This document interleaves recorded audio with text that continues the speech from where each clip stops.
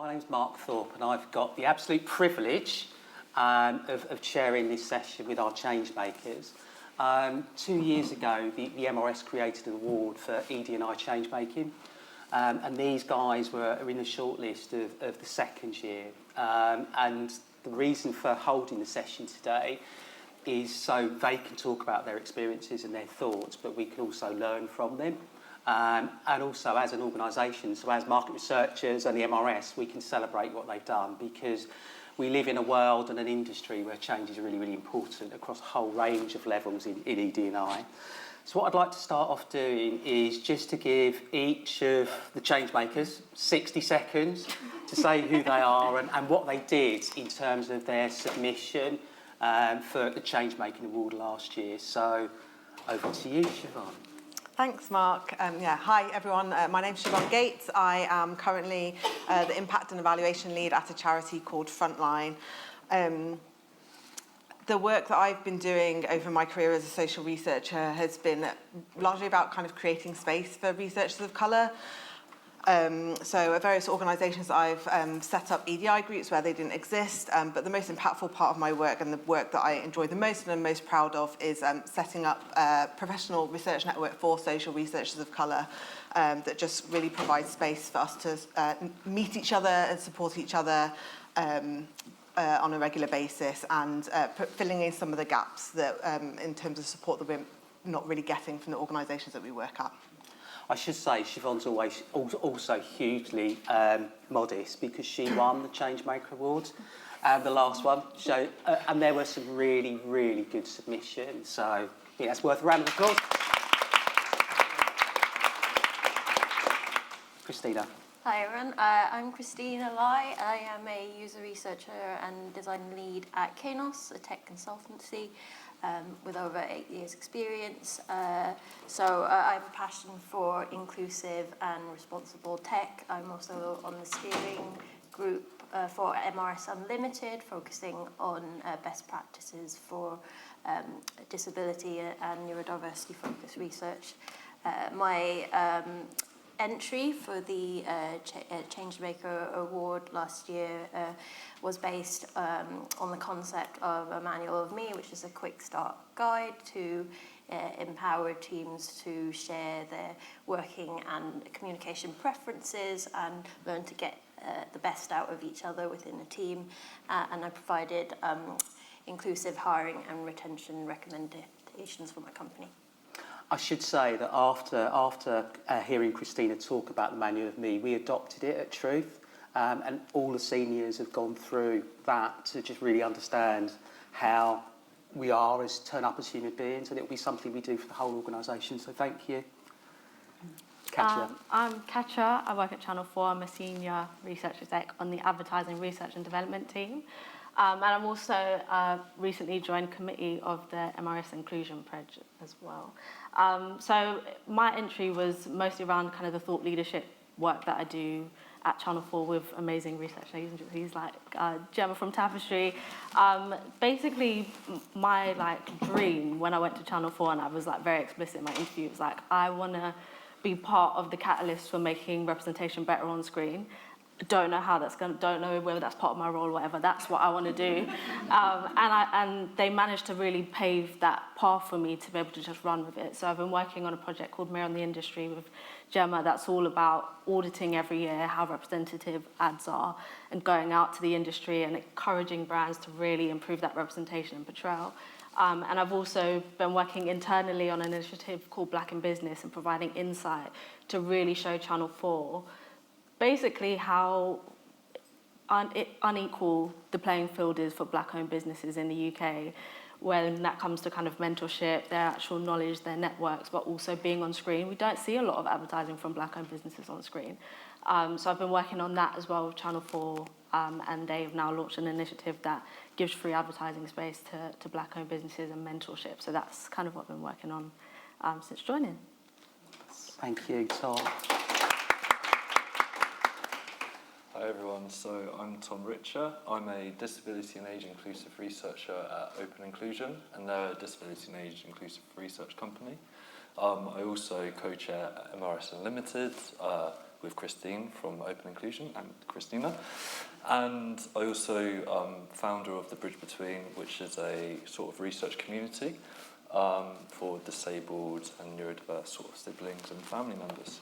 So my application really was about how my two worlds of being a carer for my brother and also a market researcher sort of came together. And whilst I was at a previous agency, sort of brought that in and tried to like sort of shift that perception. And yeah, just sort of bringing my lived experiences into an agency and showing the potential there. So that was it. Just one thing to say about, one thing to say about this group of people is how modest they all are. When you actually see what they do, how consistently and how selflessly they do it over a long period of time, it's quite phenomenal. And I really do think they are an example to us all and the broader community. What does change making mean to you, Katya? I think change making to me is, especially like working more kind of thought leadership side and client side, it's really about, insight, it's really about bringing those narratives to people that can support you to create that change, that have decision-making power. It's about being that influence in a room where you're trying to represent people that can't be in that room and pushing that forward and making sure it's part of the agenda and part of the bigger picture and kind of like the direction that a business is going in, making sure that you're the voice that keeps it in the room. Okay, thank you. Tom? Similar to that actually. I think it is sort of having people who can sort of give you that opportunity to make that change. But I also think that change making really is that feeling inside of you that sometimes it's something that has to be done and you feel really, really strongly about that. Sometimes it's not even got an explanation, it's just something that you have to do because it's the change that you want to see. And not everyone sees that. So you're part of the change that needs to happen? Yeah. Great, thank you. Christina? Just wanted to echo, I completely agree with what Tom said about that primitive desire, but also being quite strategic about it with what Katya mentioned. Agree with being the change that you want to see, however small, and standing by your values no matter what, even if it scares you. And I'd say just focusing on progress rather than perfection. And it's also about people in positions of power and privilege creating space for those lesser heard voices to be heard. Using your voice to champion for others who don't think or look like you. Okay, brilliant. Thank you, Siobhan. I think in addition to what everyone else has shared, for me it's also about creating space. I mentioned that before, that's part of what motivates me with the network that I run. So rather than kind of focusing on creating change, with leaders and things like that, it's about, creating space that doesn't exist currently for people to come together and creating that sense of community that people crave. That can kind of, while we are impatiently waiting for the larger changes, systemic changes we want to see in the sector, we've got kind of space for us to kind of exist and what's the word I'm looking for? Just to come together and keep us motivated with overcoming those challenges. And what do you think are the biggest challenges facing ED&I in our industry, our sector? I wrote some notes on the train. This could be a long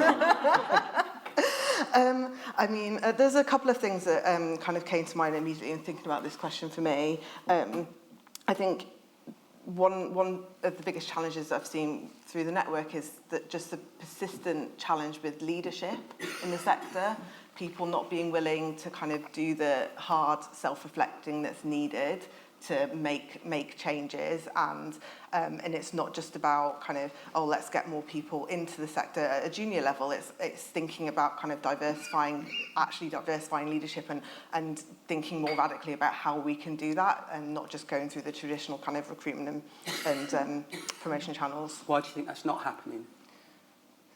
People are not being brave enough. We've got to be brave and take risks with it, and people just don't want to do that in this area, I think. Or they're too scared to do it, or just don't prioritise it. Yeah. Okay. Great, thank you. Christina? I just wanted to echo Siobhan's points around, that there's difficulties in changing leadership attitudes. I was at a conference last year for agency leaders and owners to do a panel on D&I and hiring and retention, and no one turned up. I found that quite disheartening.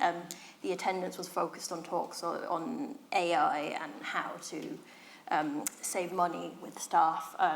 So I think in 2023 we saw mass layoffs in the tech sector, and many EDI teams, including those in big tech, had laid off their ED&I teams.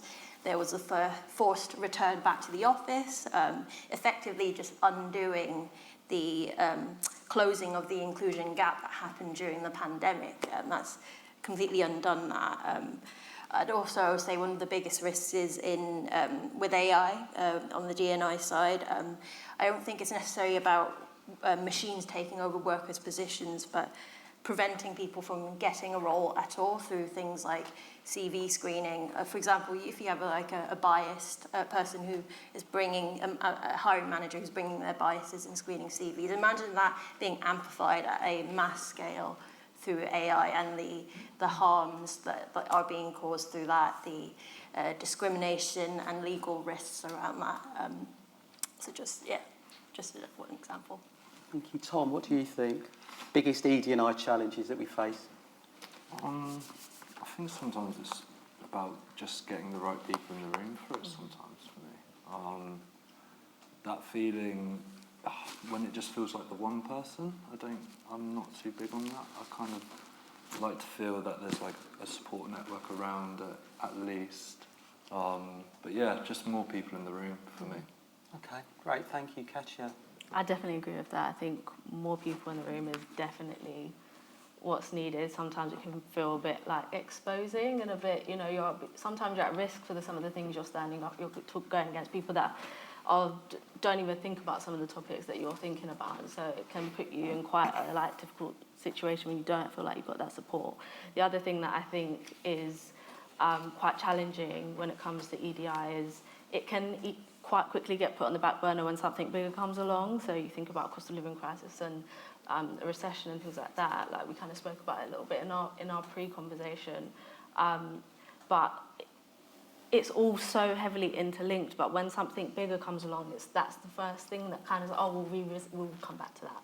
Or it's just about like quotas, and once we've reached the quotas, we don't need to think about it. We've done that task. But diversity and inclusion is going to be an ever-evolving thing. It's never going to go away. We're not aiming for a point where we don't have to talk about it again. We're aiming for a point where we get comfortable talking about it every single day for the rest of our lives.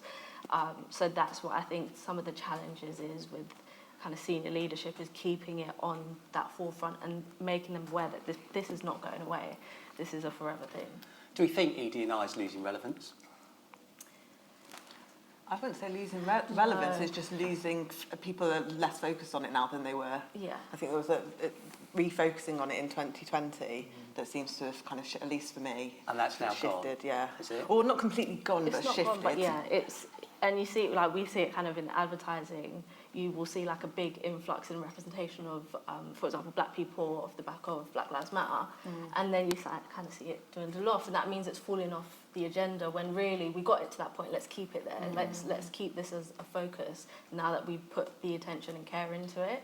So yeah, I don't think it's like completely fallen off and nobody's talking about it, but it will ebb and flow and kind of get put back and forward, and then you kind of the progression you're making going forward can kind of get dwindle down for a period, and then What do you guys think? ED&I, is it slipping down the agenda? Is it being ignored? I think it's about keeping it relevant though, and context. So it has to be about everyday life. It's a bit like, say, 10, 15, 20 years ago, we talked about digital marketing, digital research. It's now part of every day. And I think it's about making it part of every day. So, faces are visible. The narrative is relatable, whether you're part of that group or not. Yeah. And that should be so key in whatever we do, rather than tokenism. Because I still feel in advertising, there is so much tokenism that I look at it and go, that's not what I call change. Yeah. So there's so much more to do to unpack it and make it meaningful, because it's Rule 101 of marketing. What does it for me? What's in it for me? And I mean that for anybody, regardless of colour or race or gender. Great point. Someone else, what do you think? Late, passing it back. I think some of it's what you said before about getting pushed down priority lists. I think leaders and businesses feel like it's not something that they can choose to prioritise.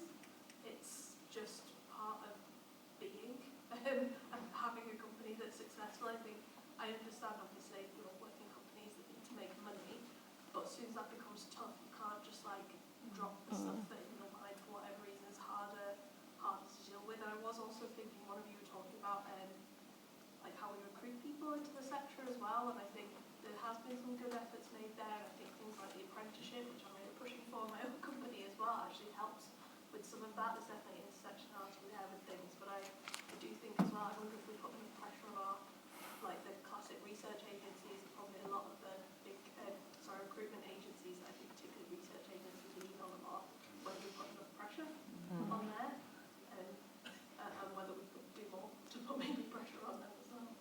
Okay, Hey. thank you. I mean, you're all incredible, first off. I'm actually quite disappointed how small this room is and how intimate it is, so I'm just going to call that out because it is literally what you're saying is happening right now. This conference has so many talks about AI. Everyone's there, when actually this is the conversation everyone should be a part of. So first, thank you. It's really interesting actually you talking about prioritisation of this topic, because I think people who live it day in and day out, they are very passionate about it, as all of you are. So I think for me, it's like everyone in this room, how do we get that passion from us and everyone in here out of this room so that everyone cares to the same level? Because I think often this does become just a tick box exercise very easily, because people just go, okay, I need someone who looks like this, someone who acts like this, and someone who will tick this box over here. But that's not actually what's going to create transformational change. And I'd love to know what you all think, what we can do to help you, like share your message, platform what you're doing, so that this lives beyond this small room. First of all, well done on that observation, because I agree with you entirely. Two things I want to say on that. One, there should be more people here. There should be a lot more people here. The second point is we do need to flag how hard the MRS is working to make a difference. So there are a few senior people from the MRS here. And the reason why we've got this session is because a group of us who have a link to the MRS said change makers need to have much more of a focus. So that's why we're having this. I think this should be packed to the rafters. 100%. And I think one of the things you can do is go to people that you meet during the day who haven't been here and ask them why. Yep. Why do you not turn up? It was not necessarily very obvious what the session was about. Quite honestly, I knew the word change makers and I thought, oh, something new, and people are going to talk to me. Any reason why I'm here, I've got no idea what this session was going to be about, and I'm pleasantly pleased and surprised I came. Yeah, okay. That was the only reason, because the other AI sessions were dull and I've been done and flopped together. You were the better alternative, and that's the honest observation. Right, a question for all of you. How can this group help? How can they be an extension of change makers? Christina? Like I said, being the change that you want to see. I personally feel like you can't really be what you can't see. So if you represent a marginalised group, start your own agency, create your own initiatives, start your own networks. Nothing's stopping you from that. Those little pebbles will ripple. I don't think you need to have major buy-in from anybody else, at least. That's not the sort of mantra I've lived by. Just thought, one of the things that you can do is go back to your organisations and ask them whether they've signed the pledge, the MRS pledge, and ask them what are they doing on the basis of that pledge. Is it a tokenism, as has been mentioned, or are they actually doing anything? And if they are doing something, if that's the response, what exactly are they doing? So there's some straightforward things you can do with your own organisation. Siobhan, what do you think in terms of this group, these people here, how can they help change making? So just kind of continuing on my thread about kind of actually thinking about kind of creating space for individuals, I think something that can be quite impactful is sharing your own networks with people from marginalised backgrounds who quite often don't know anyone else in the sector or don't know as much about the sector. That's something that we've done with social researchers of colour. We held a networking event, and everybody who came was just, they loved having that opportunity that they just don't get really, particularly as you see the kind of overrepresentation in junior roles for researchers of colour and less representation as you go higher up. There's a glass ceiling there, and that's one of the ways that we can actually help people get around that is sharing your network, sharing your knowledge, and it doesn't even have to be in that formal of a capacity, but it can make a really big difference on an individual level. Katja, what do you think this group can do? Well, something I've said to you probably every time we've spoken, I've said this to you, that I really appreciate the way that Mark will provide a platform and will bring you into rooms that you ordinarily wouldn't be part of, because I wouldn't know how to access some of these rooms that Mark's putting me in. And so my word of advice is to help in your own teams platform members of your team that you think are passionate, that are future change makers, like create the room and the space for them, bring them into conversations that they might not have even known were happening. Those can be really powerful moments for future change makers. And talk about some of the things we're saying in the meetings you're going to go into. Everybody's got like these team status meetings. Talk about some of the topics that come up. Have some of those uncomfortable conversations, or talk about, one of us and tell us to come into one of your team meetings to talk about some of our work. We'd be more than happy to, because our objective is to spread our message as far and wide as possible. So it goes both ways. You can support us, but we can also support you. Right, Tom, thank you. I can agree with Katja there.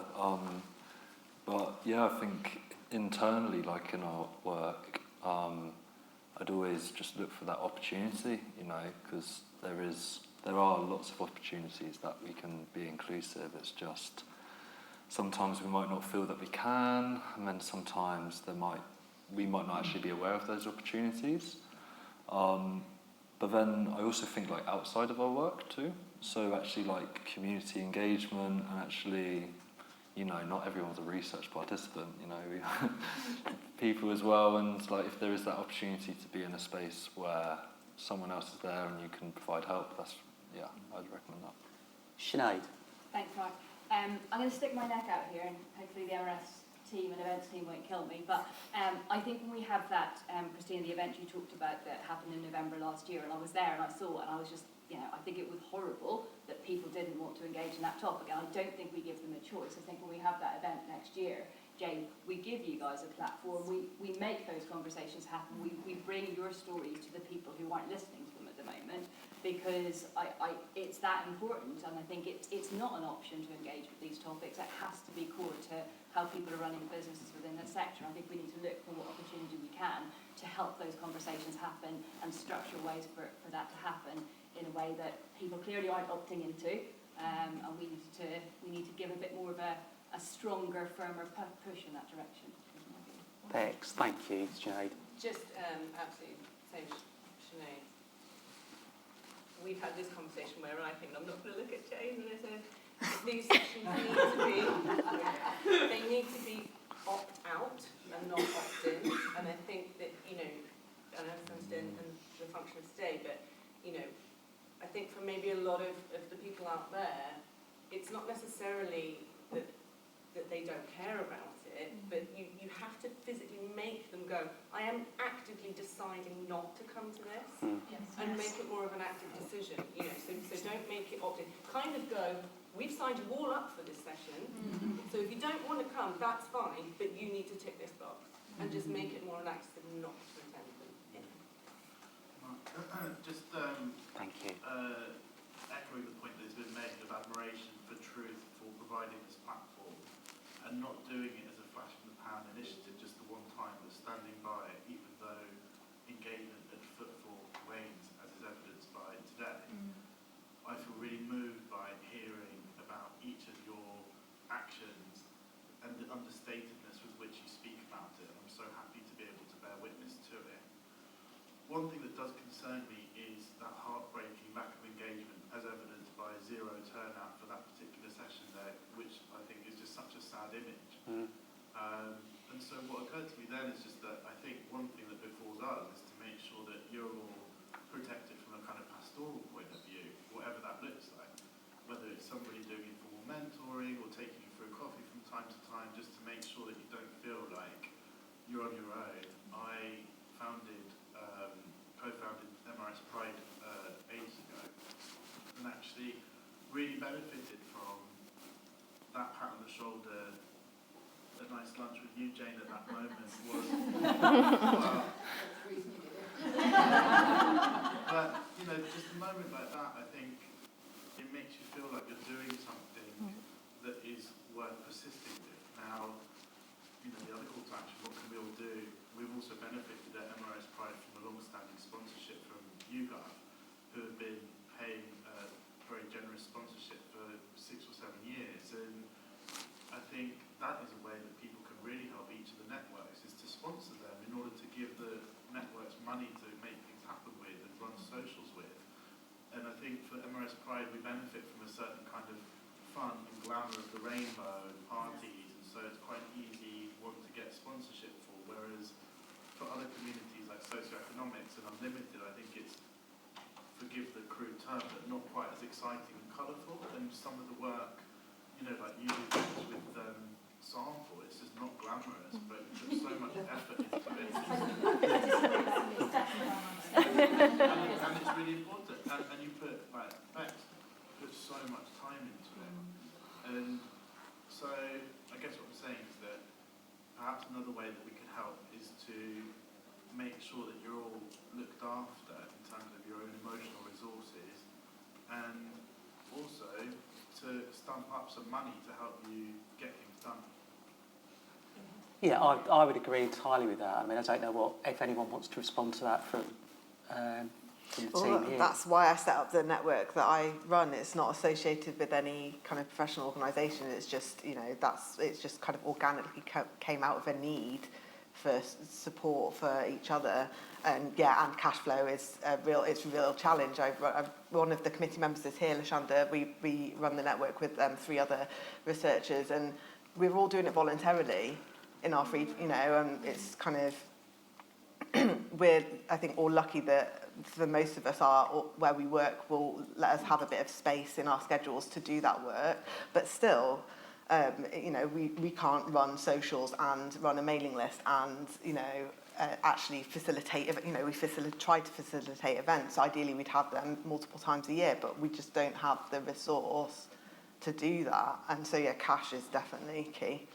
I think one of my takeouts here is when you look at these guys and what they have done and what they are doing with no money and no support from their organisations is nothing short of amazing, but it's also nothing short of disgraceful. Yeah. That it's 2024 and this is happening, that we're having to rely on change coming from people who are doing it all themselves. Anyway, on a more positive note, what does the industry we're in need to stop doing? Tom? I guess, yeah, not listening. I think that's the key one for me. It's hard. For me, it feels, especially around disability, it actually feels like quite an exciting time. Just because it feels like we haven't really had this kind of platform to make that progress. And yeah, I guess what people should stop doing is just stop ignoring it and maybe just be inclusive in that sense, and when there's the opportunity to do it. But yeah, just don't stop listening. Okay. Siobhan, what does the industry need to stop doing?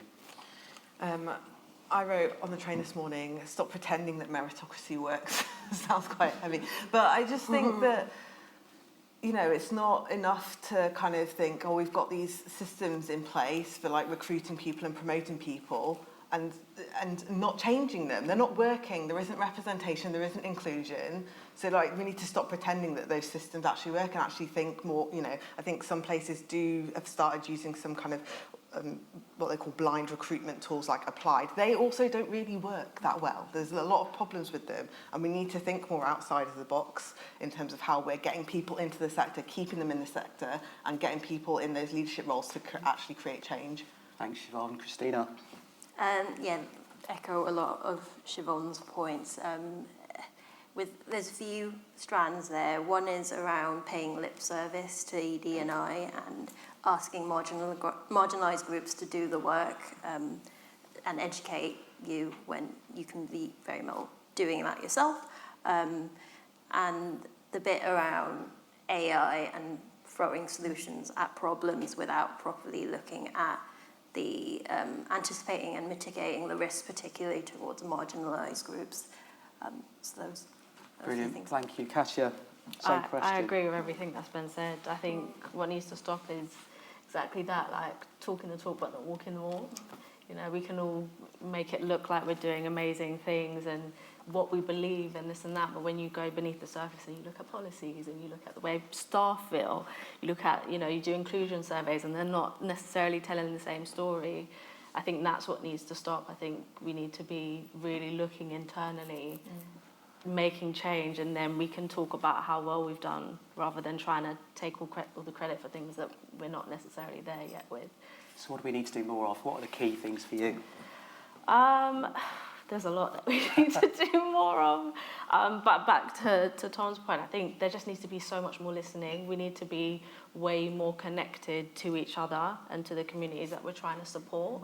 I think that there's a real lack of that. I think, especially like I said before, it's an ever-evolving thing.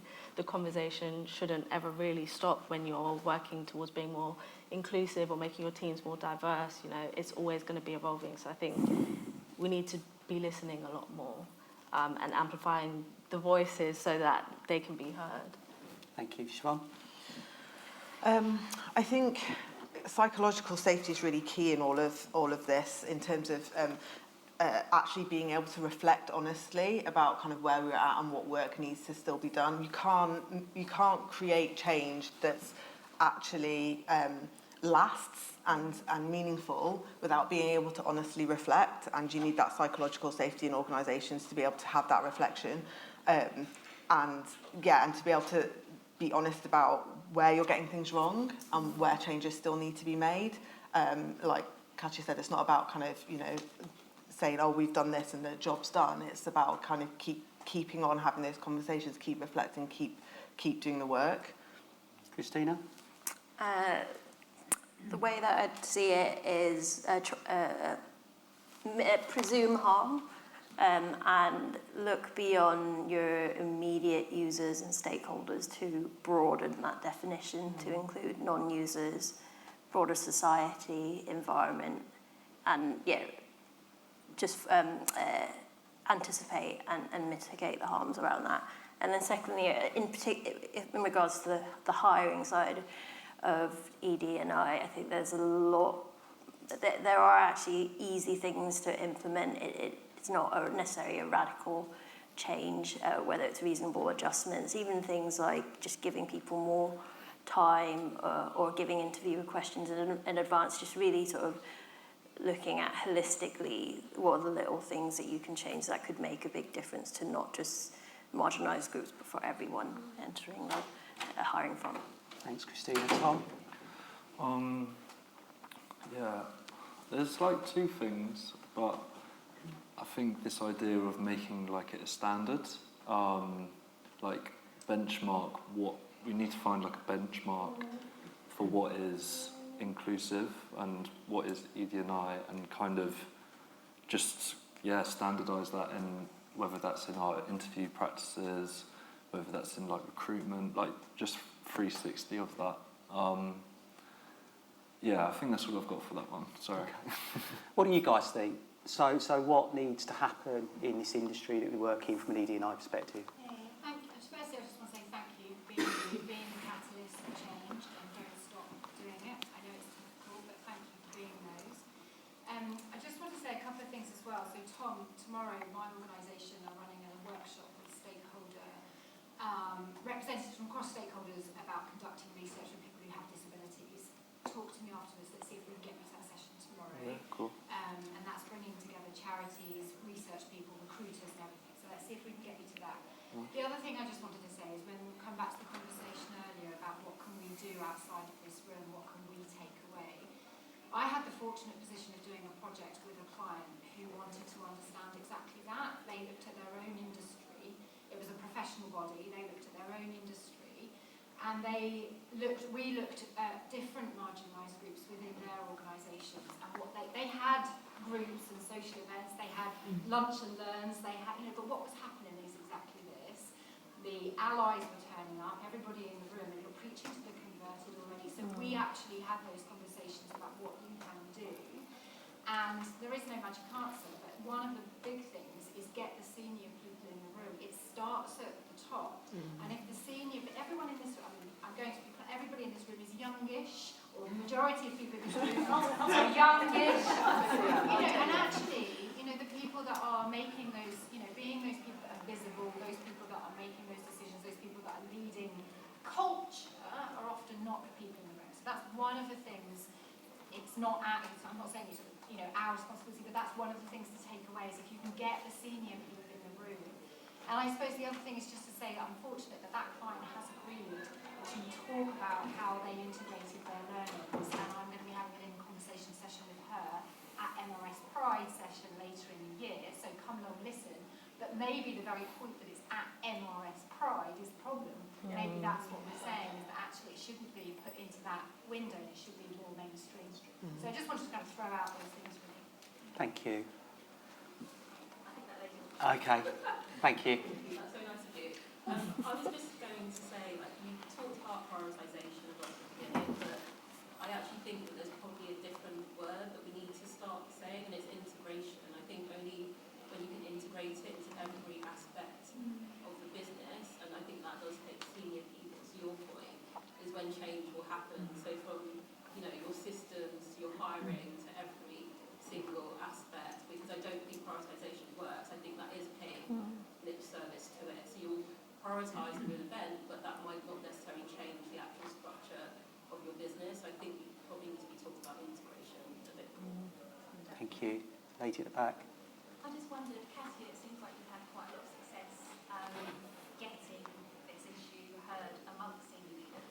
And I just wondered, from some of the presentations that I've heard, whether storytelling is something that's been important to you, or whether it's something that you think you could use more, or would be useful to use more in order to get that into people's consciousness. 100% storytelling is almost the entire job that gets it conveyed, especially when you're speaking to quite senior people about the lives of people they don't have within their immediate circles or their network.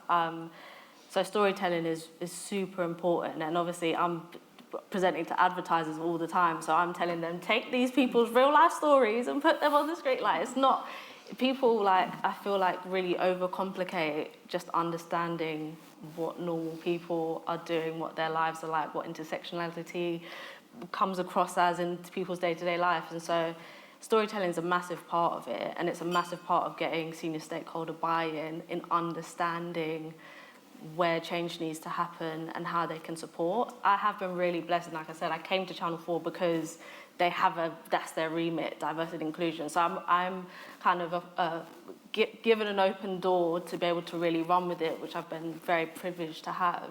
So a lot of the time people are already on my side. I just need to evidence why there's a business case or why it's really going to make a change for that community.